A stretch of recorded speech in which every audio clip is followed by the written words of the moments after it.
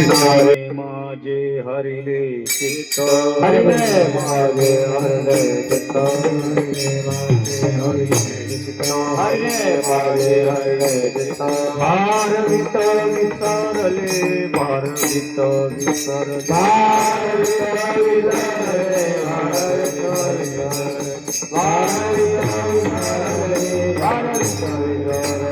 आता कैसे जाऊ घरा आता कैसे जाऊ घरा आता कैसे जाऊ घरा कैसे जाऊ घरा नोहे बरा संसार लोकी नोहे बरा लोकी नोहे बरा लोकी भारती हाती सांगता भारती हाती सांगता गोष्टी भारती हाती सांगता गोष्टी भारती हाती सांगता गोष्टी घरची कुठे खातीला घरची कुठे खातीला घरची कुठे खातीला घरची कुठे खातीला घरची कुठे खातीला घरची कुठे खातीला आता कैसे जाऊ घरा आता कैसे जाऊ घरा आता कैसे जाऊ घरा आता कैसे जाऊ घरा लोहे बरा लौकिक लोहे बरा लौकिक लोहे बरा लौकिक लोहे बरा लौकिक लोहे बरा लौकिक लोहे बरा लौकिक कामने मस्तिष्क कामने भांडराये कामने कामने पहिले पाय परतोनी पहिले पाय पाहिले पाय परतोनी पहिले पाय परतोनी पहिले पाय परतोनी पहिले पाय परतोनी आता कैसे जाऊ घरा आता कैसे जाऊ घरा आता कैसे जाऊ घरा कैसे जाऊ घरा नोहे बरा लौकिक नोहे बरा लौकिक नोहे बरा लौकिक नोहे बरा लौकिक बरा लौकिक नोहे बरा लौकिक रूपा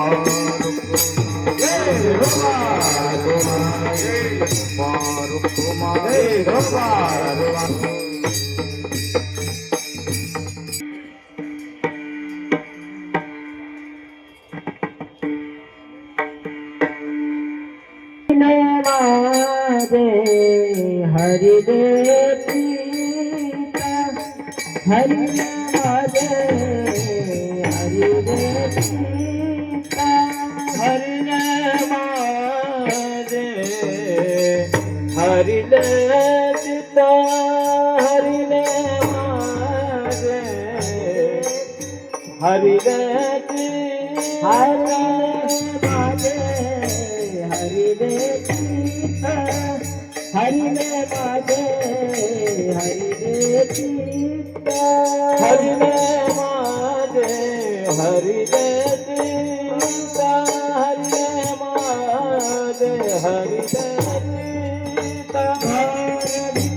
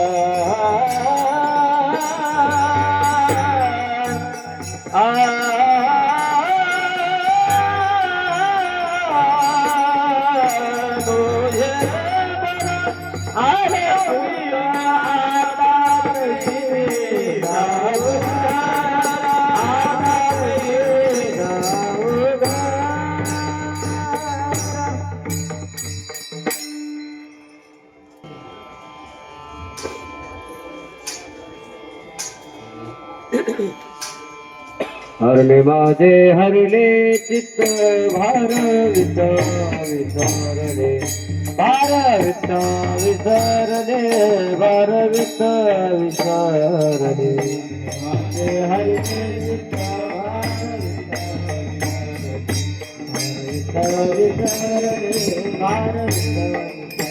हरिने माझे हरिने चित्त भारवित विसरले भारवित विसरले भारवित विसरले हरिने माझे हरिने चित्त भारवित विसरले भारवित विसरले भारवित आता कैसे जाऊ घरा नवे बरा लौकिक नवे बरा लौकिक नवे बरा लौकिक कैसे जाऊ घरा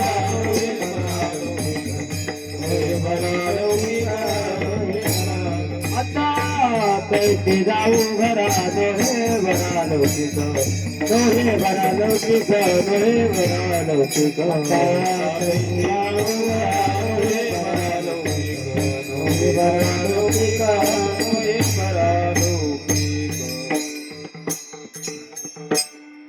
हरिने माझे हरिले चित्त हरिने माझे हरिले चित्त भारवीत विसरले आता कैसी जाऊ घरा नोही बरा लौकिक पारकी असे सांगता गोष्टी घरची कुटी खातील आता कैसी जाऊ घरा नोही बरा लौकिक तुका म्हणे निवंत राहे पाहिले पाय प्रथोनी आता कैसी जाऊ घरा नोही बरा लौकिक पांडुरंगा करू प्रथम नमन दुसरी चरण संतांची त्यांच्या कृपादाने कथेचा विस्तारू बाबाजी सद्गुरु दास तुका जयांचे केली स्मरण होय सकळ विद्येचे अधिकरण तेच वंदो श्रीचरण ते श्री गुरूंचे नमस्कारुणी आता नमो सद्गुरु तुकया ज्ञान दीपा नमो सद्गुरु सचितानंद रूपा नमो सद्गुरु भक्त कल्याण मूर्ती नमो सद्गुरु भास्करा पूर्ण कीर्ती सेवेलागी सेवक झालो तुमच्या लागलो निज चरणा अहो स्वामी तुकया देवा यावरी न करावा वेर मस्तकही पायावरी या वारकरी संतांच्या हरिणे माझे हरले चित भारवीत विसरले आता कैसी जाऊ घरा नोही बरा लौकिक किंबहुना अखिल कोटी ब्रह्मांड नायक भगवान परमात्मा पंढरीच्या दरबारात आपण पावन झालोत. पावन अशा पवित्र चंद्रभागेच्या तटावर आपण आहात. परमपूज्य सद्गुरु दादासाहेबांच्या कृपा आशीर्वादाने तुम्हा सर्वांच्या सहकार्याने आणि मुख्य स्थान असणारे लक्ष्मण महाराजांच्या इच्छेने, कारण त्यांची इच्छा नसेल तर तुमचं काय काम आहे, त्यांच्या इच्छेने आणि सद्गुरु दादासाहेबांच्या कृपेने अखिल कोटी ब्रह्मांड नायकाच्या नगरामध्ये चंद्रभागेच्या तटावर भगवान दत्तात्रेयाची उपासना म्हणजे गुरुचरित्र आणि त्या गुरुचरित्राचं असणारं पारायण आणि त्याच्यासाठी हे त्रिदिवसीय केलेली उत्सवाची सेवा आणि त्याच्यामध्ये माझ्याकडे सांगता आणि त्यातल्या आजही नियम आहे बाबाजी की सकाळी हाजरी कीर्तन असतं 3 दिवस, दशमी, एकादशी, द्वादशी. ते कीर्तन कसं असतं माहिती आहे का? रामकृष्ण हरी ते ज्ञानदेव तुकाराम फक्त 35 मिनिटात. किती मिनिटामध्ये? आणि शाळेचा प्रसंग आहे पण अभंग आहे गवळणीचा. आणि या गवळणीने एक आपली इच्छा जगताच्या समोर प्राप्त केली. आपली इच्छा गवळण आपली इच्छा जगताच्या समोर ठेवते. ऐका, गवळण ही जगाच्या समोर आपली इच्छा का प्रगट करावं? का? त्याचं एकच कारण आहे. कारण गवळण ही कन्हैयाची जरी असली पण ती गवळण आपल्यासारखी नव्हती.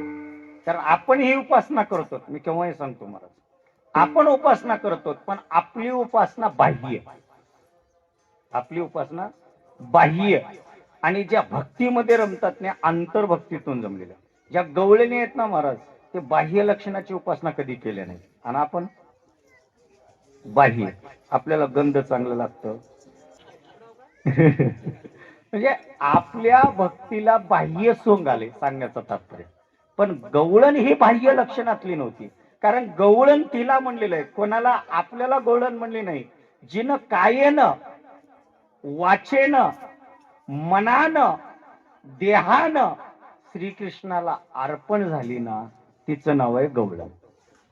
आता सांगू, आता इथं आपण सगळे चालू, आता आपण बी कोणाचे कळणं दासच आहोत का नाही?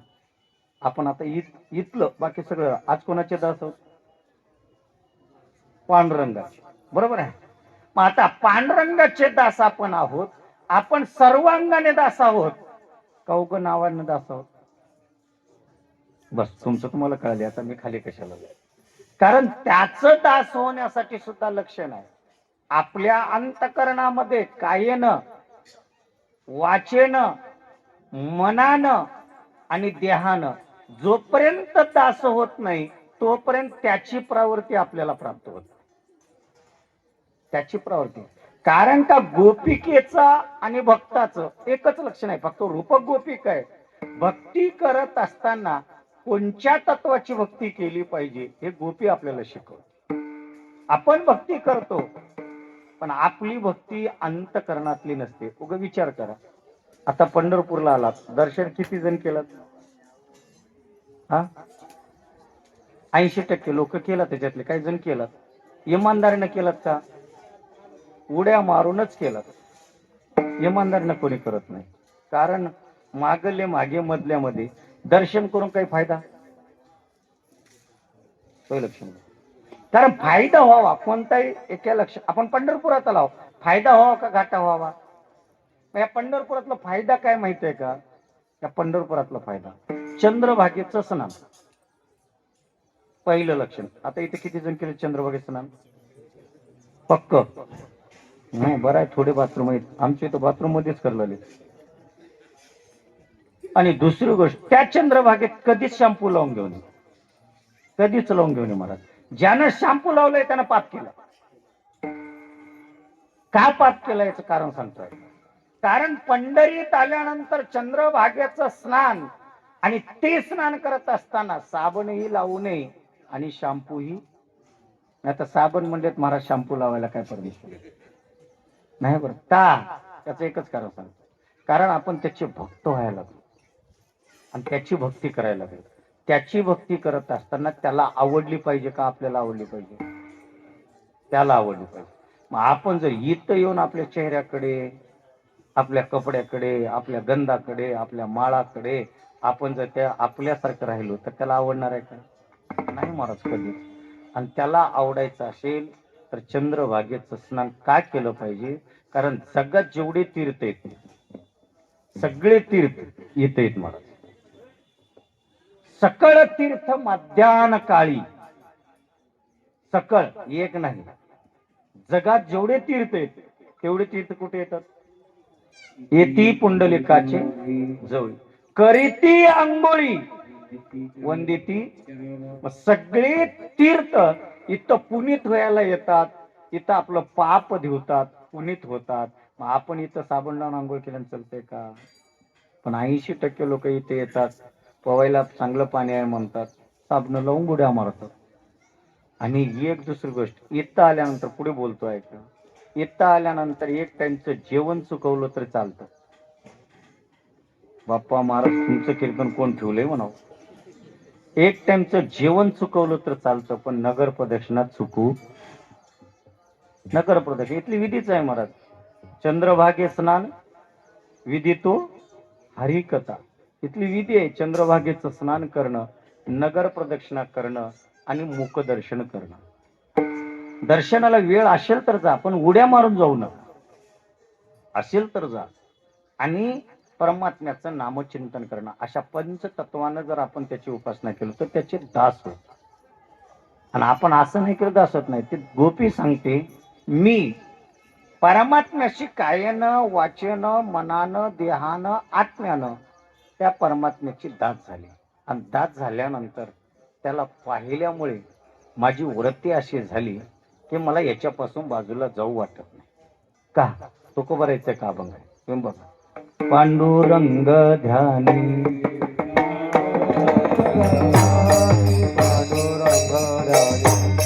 पांडुरंग पांडुरंग ध्यानी पांडुरंग पांडुरंग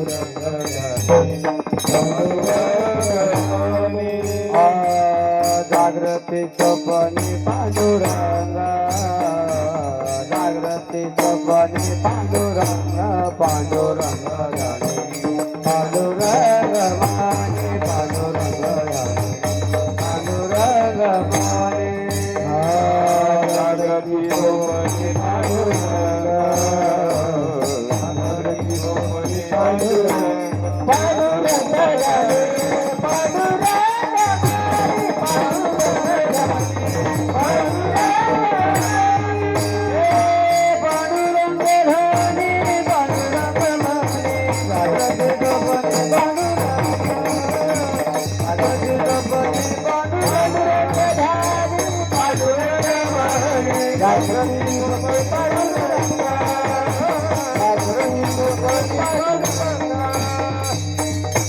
परमात्म्याला पाहिल्यानंतर जसं जगद्गुरु तुकोबाराय तिन्ही वर्तीमध्ये सांगतात, मला दुसरी वर्ती नाही. कोणती? पांडुरंग ध्यानी पांडुरंग मनी जागृती स्वप्नी पांडुरंग. आणि याच्यामुळे अवस्था काय झाली? पडिले वळण भावतो निराळा. आणि हीच लक्षण ती गोपिका सांगते, माझ्या जीवनामध्ये अशी वर्ती झाली. कारण मला आता दुसरं काहीच आठवत नाही. तो का म्हणे, नेत्री केली तटस्थ हे ध्यान, माझं ध्यान त्याच्यावर आहे, त्याच्यामुळे मला दुसरं काही आठवत नाही. मग या गोपिकेची लक्षणं एवढे आठवणारे का आहेत? तर याचं एकच लक्षण आहे. आणि ही गोपिका जी आहे आताची नव्हती, ही गोपिका होती द्वापर युगात. कारण जेव्हा रामप्रभू अवतार संपला, जेव्हा द्वारका निर्माण झाली, जेव्हा गोकुळ उत्पन्न झालं, जेव्हा मथुरा निर्माण झाली, तेव्हा असणाऱ्या गोपिका होत्या. कारण एक लक्षण होतं, भगवान परमात्म्याचं जर सुख भोगायचं असेल तर तप केल्याशिवाय सुख मिळत नाही. तप केल्याशिवाय. आता तुम्ही 3 दिवसात गुरुचरित्र केलं ते तुमचं तप आहे. कारण होत नाही. 7 दिवसात करा म्हणलं लोकांना की म्हणतात महाराज कसं बसावं की म्हणतात. तुम्ही जे 3 दिवसात तप केलात नाही याचं फळ आपल्याला मिळणार आहे. कारण का? हे तुमचं तप वाया जाणार नाही. कारण इथं जळीस्थळी भरला रीता ठाव नाही उरला. इथल्या रोमामध्ये परमात्मा आहे. आणि त्या रोमामध्ये परमात्म्याचं नामचिंतन आहे. आणि तुम्ही तर चंद्रभागेच्या तटावर आहात, पण इथं केलेलं तप कधी वाया जात नाही. आणि जे हिंडलेत ते वायाच गेलेत. पापाचे कळप म्हणजे पळते पुढे, म्हणजे सोडून हे सगळं सोडून जर भिडत असेल, कारण इथं आल्यावर इकडे तिकडे जाणं नाही. इथं आल्यानंतर आपल्याला नियम आहे.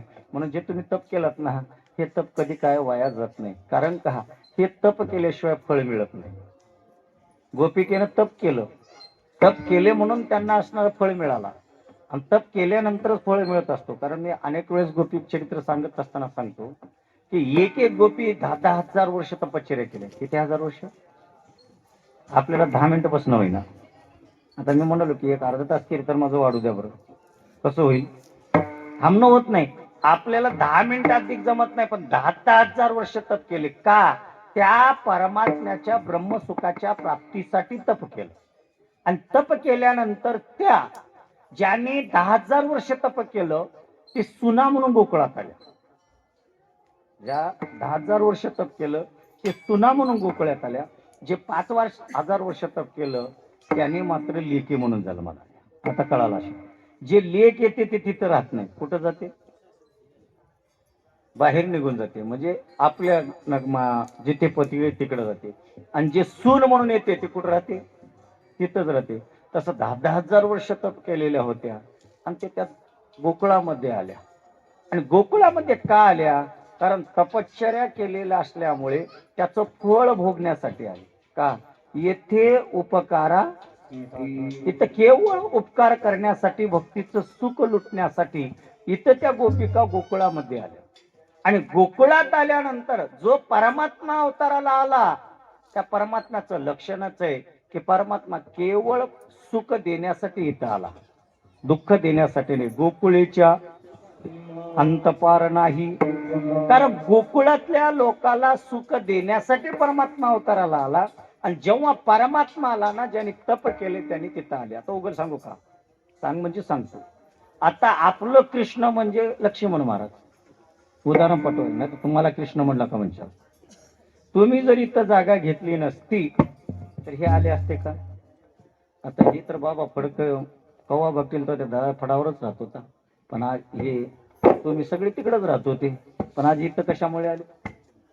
आले का नाही? याचं एकच कारण आहे, कोण्या तरी निमित्तानं काहीतरी लागत असतं. तसं परमात्मा तिथं आला गोकुळामध्ये सुख देण्यासाठी, पण गोपिका तिथं आल्या सुख लुटण्यासाठी.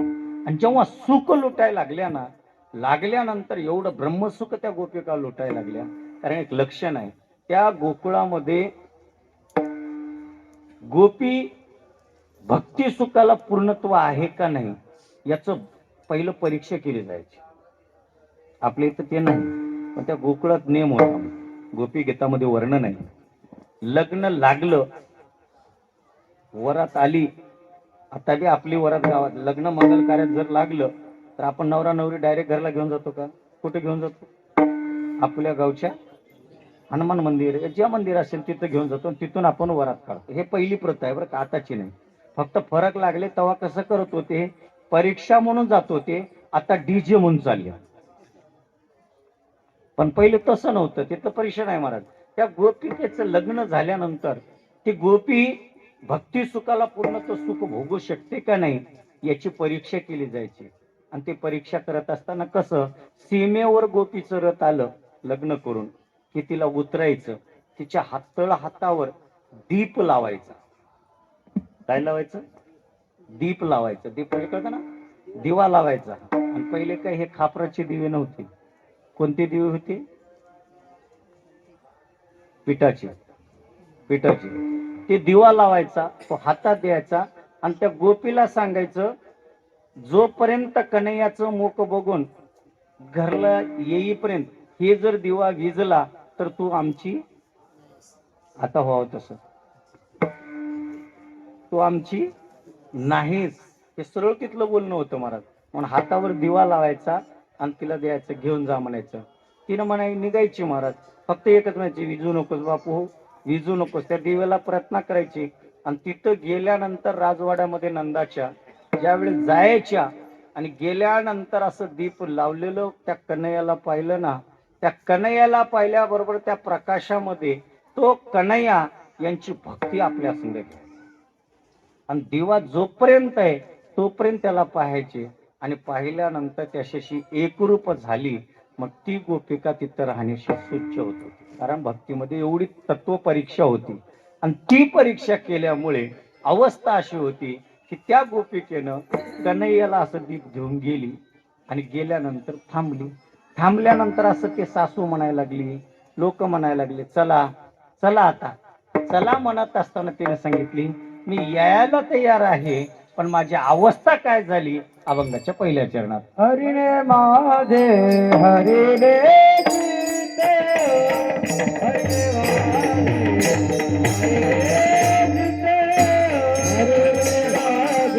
हरिणे माझे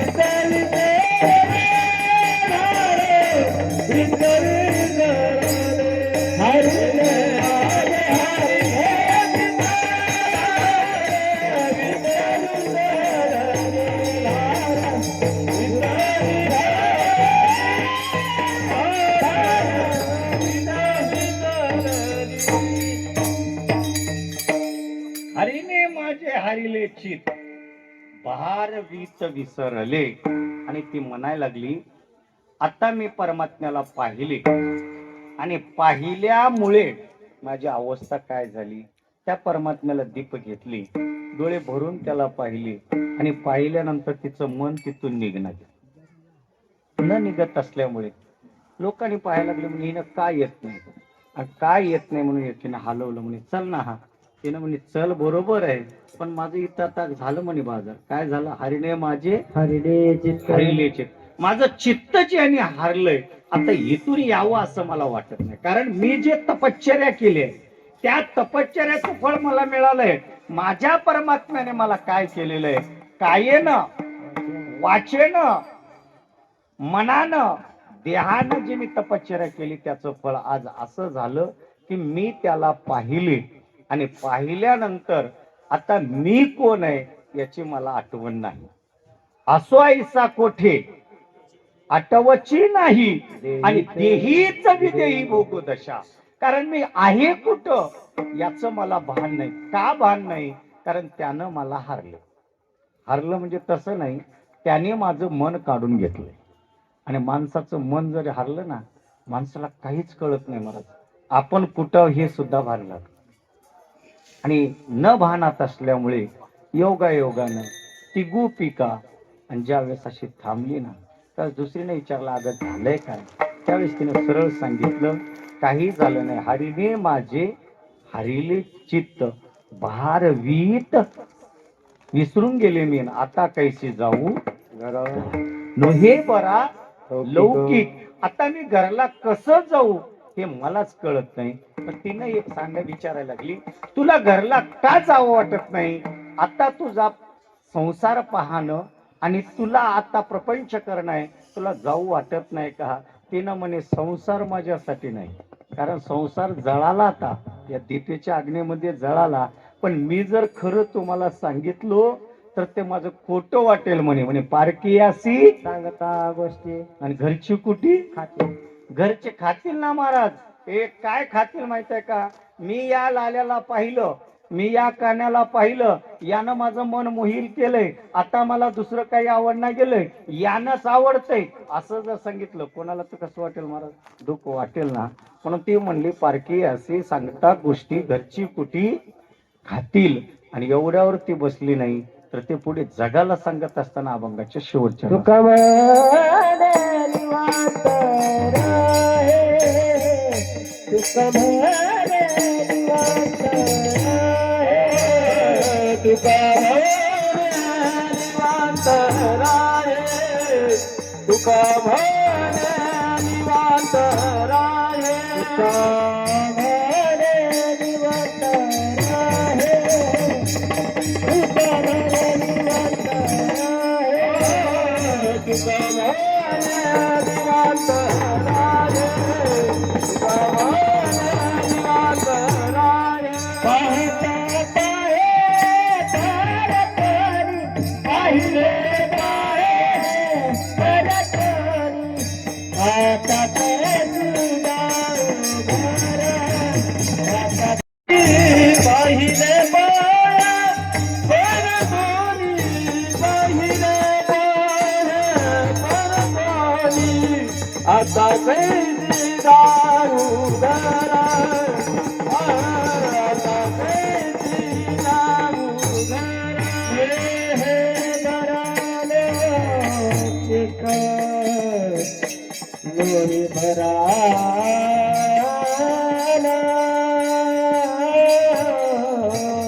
एक लोणी भराला,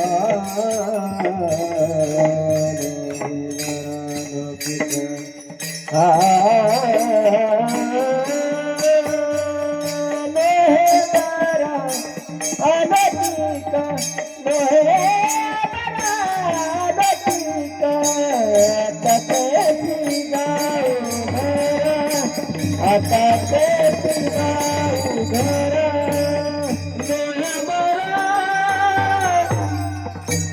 लोकिका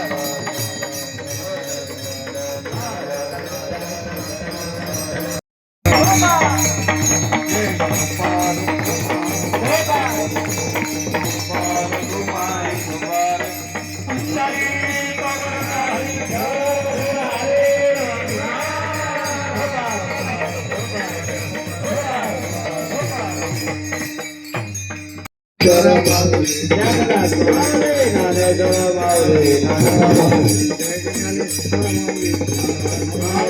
माऊली ज्ञानेश्वर माऊली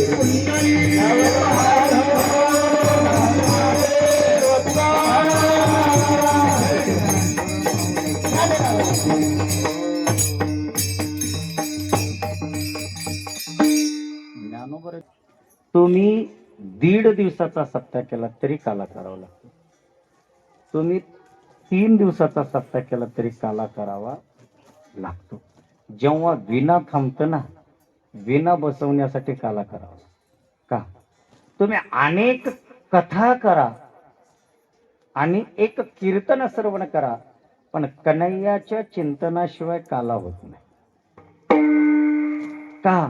शास्त्र सांगतं मंदिराला कितीही सुंदर बांधा, मंदिरामध्ये कितीही सुंदर मूर्ती बसवा, पण जोपर्यंत कळस नाही तोपर्यंत मंदिर नाही. तसं काल्याशिवाय सप्ताह नाही.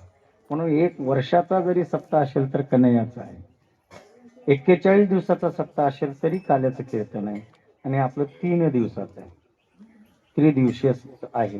गुरुचरित्र पारायण केलं या सप्त्यामध्ये काल्याचं कीर्तन. मला बरेच जण प्रश्न केला होता, हे 3 दिवसाचा सप्ताह नाही, 2.5 दिवसाचा असतो, 1.5 दिवसाचा असतो, 5 दिवसाचा असतो.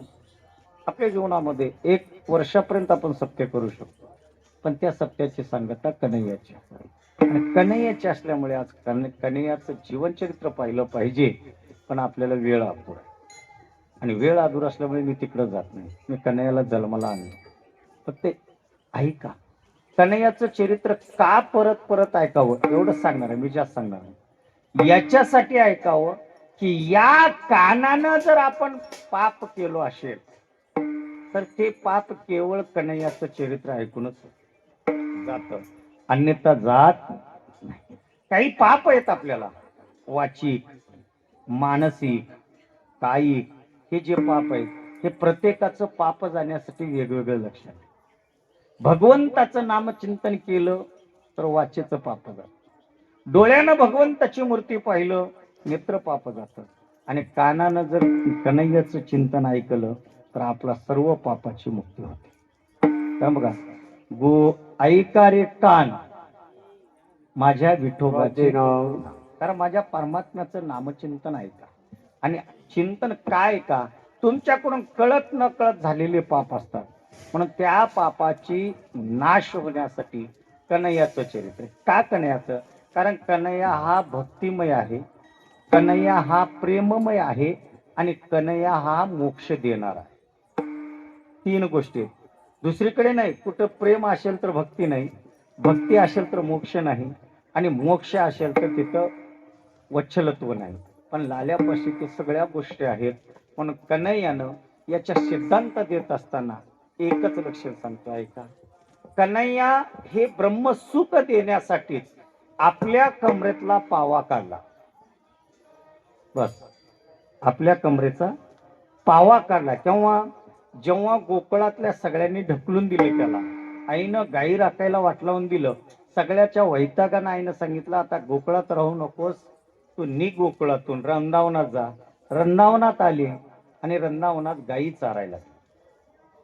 गायी चारत असताना आजही प्रथा आहे महाराज, फक्त फरक एवढाच आहे, पूर्वी गायी चारत असताना इटी, दांडू, लगोरी हे खेळ खेळत होते, आता लुडल्स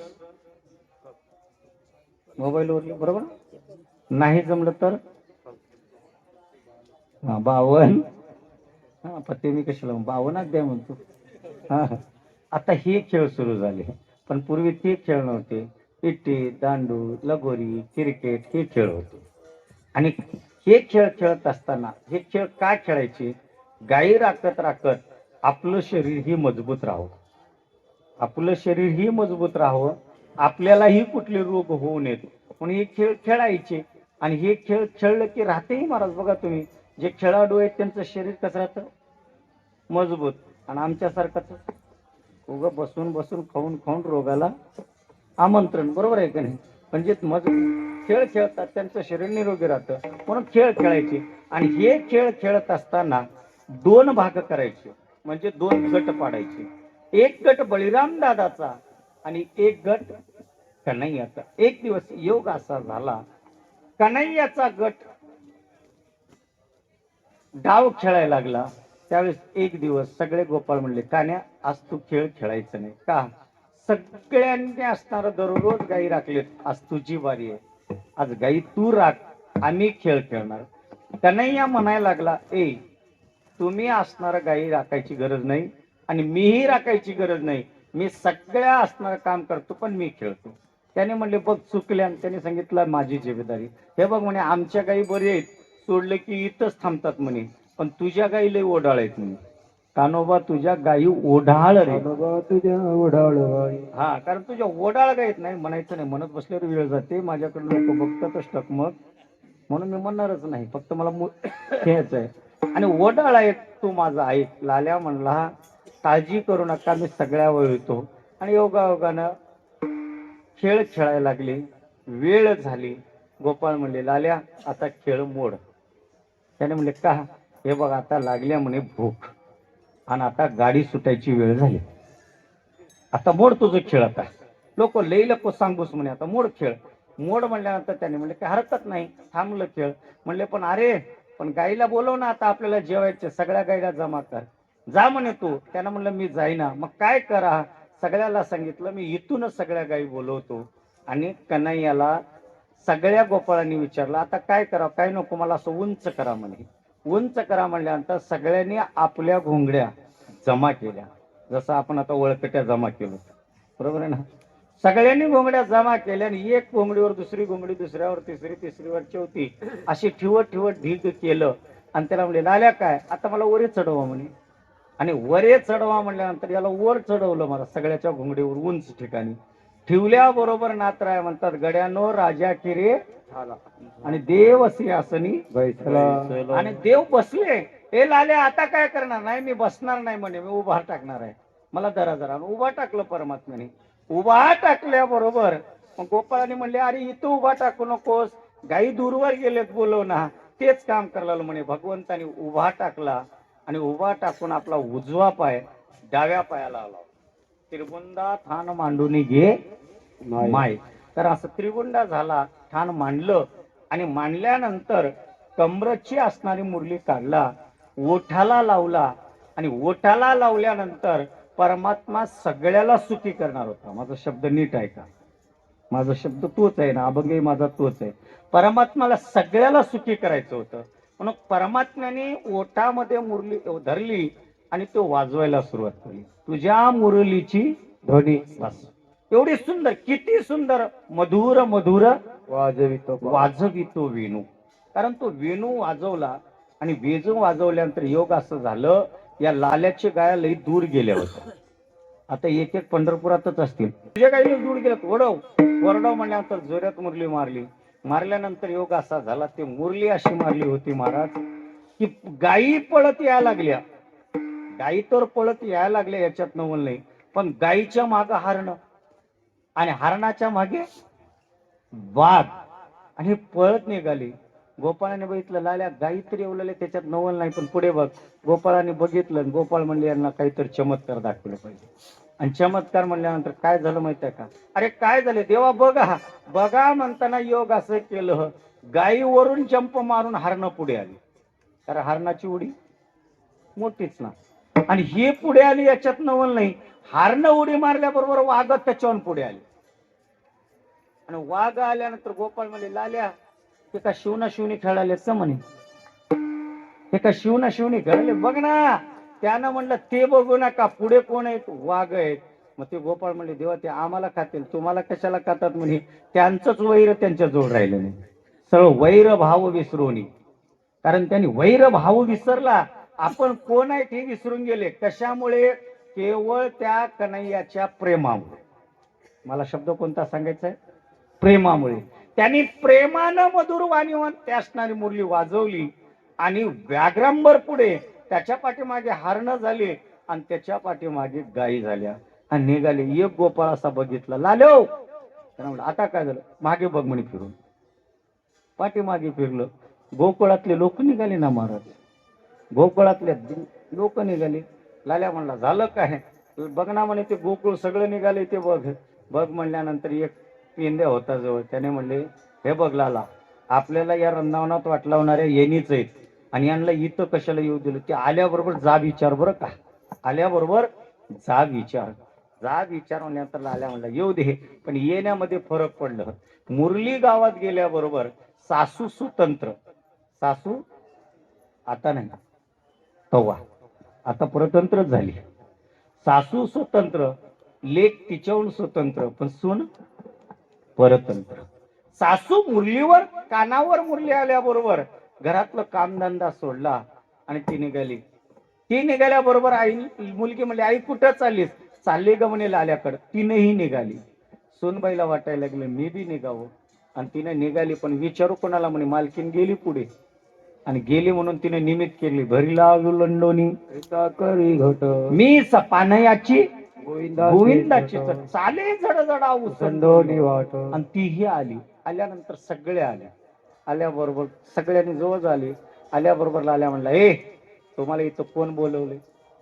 कोण बोलवले म्हणल्यानंतर बघा तुम्ही, लाल्या त्यानं म्हणलं झालं काय? काही जास्त बोलू नकोस म्हणे. बरं आता त्यानं का बोलू नकोस?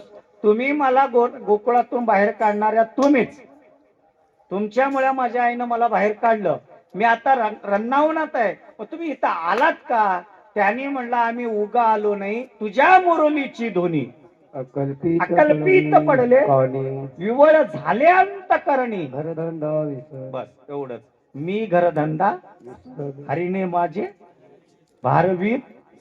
म्हणजे परमात्मा हा प्राण्यालाही सुख देतो, परमात्मा हा वृक्षांनाही सुख देतो, परमात्मा हा पक्ष्यांनाही सुख देतो, आणि तोच परमात्मा जीवाला सुद्धा सुख देतो. आणि तो सुख देण्यासाठीच आला, आणि ते सुख देतो. आणि देण्यासाठी आलेला परमात्मा ज्यावेळेस आला ना, त्या गोपिका म्हणल्या उगा आलो नाही. मग आता काय? काही नाही लाल्या, आम्हाला भूक लागली. भूक लागली म्हणल्यानंतर सगळ्यांना सांगितलं आता काय करा माहित आहे का? तुम्हाला सगळ्याला जीव घालतो. सगळ्या गोपाळाला म्हणला एक करा रे म्हणे, आता शिदोऱ्या जमा करा. शिदोऱ्या जमा करा म्हणल्यानंतर सगळ्याच्या शिदोऱ्या जमा केल्या. त्याचा प्रसंग आहे, तुम्हाला माहित आहे का नाही की, पण तुम्हाला माहिती आहे तुम्ही जे माधवगिरीचं खातात ते चव लागतं. आता गाणगापूरला वगैरे गेल्यानंतर माधवगिरी मागतं का नाही, ते चव लागतं का घरातलं पंचामृत चव लागतं? माधवकर का? तिथलं जे अन्न, तिथलंच म्हणून नाही, कुठलंही सार्वजनिक केलेलं जे अन्न राहतं ते पवित्र. आता बघा तुम्ही इथं लास्टला पिठाची कढी करा, कशी लागते? आणि घरात जाऊन पुरणपोळीची कढी द्या, कोणती चांगली लागते? इथली. कारण ते सार्वजनिक केलेलं सोडून देऊन जाऊ नाही बरं का. इथं केलेलं नामचिंतन घरीही असंच आपल्याकडून झालं पाहिजे, हेच अपेक्षा ठेवून हात वर करा आणि मोठ्यानं भजन करा. तुकाराम